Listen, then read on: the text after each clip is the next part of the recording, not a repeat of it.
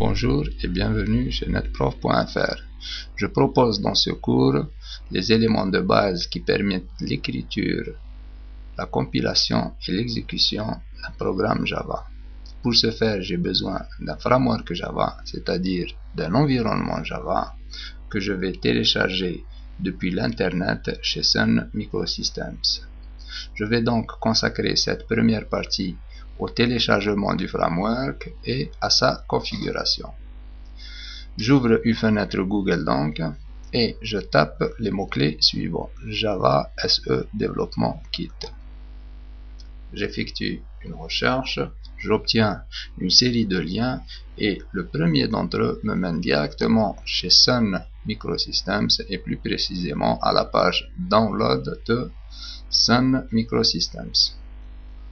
Dans cette page, je vois qu'il y a une série de liens de différents produits et celui qui m'intéresse moi, il est ici, il est en seconde position, c'est celui-là, c'est le Java SE Développement Kit.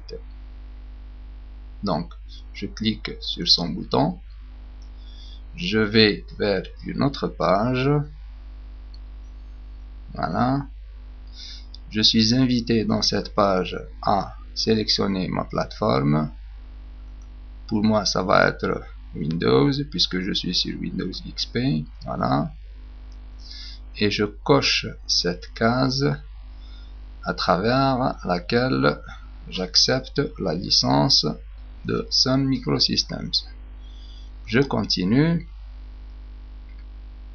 et j'arrive à la page de téléchargement du produit et je suis informé que mon produit a une taille de à peu près 73 MB. Je coche donc cette case et je clique sur le lien pour commencer mon téléchargement.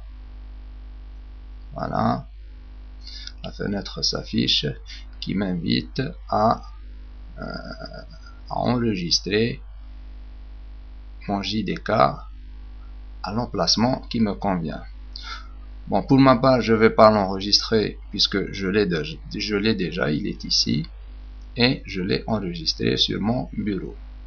Donc j'annule mon téléchargement et je quitte mon navigateur. Donc pour vous aussi, quand vous terminez votre téléchargement, vous quittez votre navigateur et vous vous rendez à l'emplacement où vous avez téléchargé le JDK que voici. Donc une fois le JDK téléchargé, je l'installe et je procède par une installation par défaut, ce qui est le plus simple. Une fois mon installation terminée, je vais configurer mon JDK. Pourquoi le configurer? Tout simplement pour que Windows puisse le reconnaître.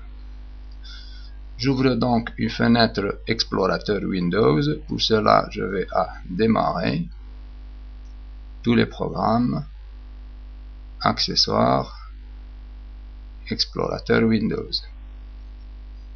Comme j'ai fait une installation par défaut, je vais retrouver mon JDK dans le répertoire Program Files. Voilà Program Files. Et voilà mon répertoire Java. J'ouvre mon répertoire Java et je trouve le répertoire où mon JDK a été installé, c'est-à-dire ici.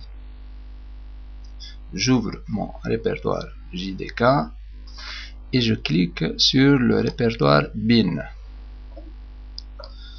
C'est peut-être le répertoire le plus important du JDK. Quand je clique dessus, il s'affiche sur la barre des adresses le chemin du répertoire bin du JDK. Donc, je clique dessus et à l'aide du bouton droit de la souris, je copie dans le presse-papier ce chemin-là.